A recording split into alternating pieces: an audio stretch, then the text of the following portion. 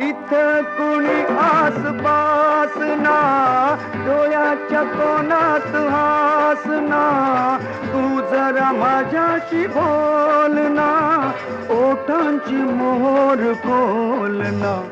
तू लगबग जाता मग वळून पाहता, वाट पावलात अडकळली, जशी मावळत्या उन्हात केवड्याच्या बनात नागिण सळसळली.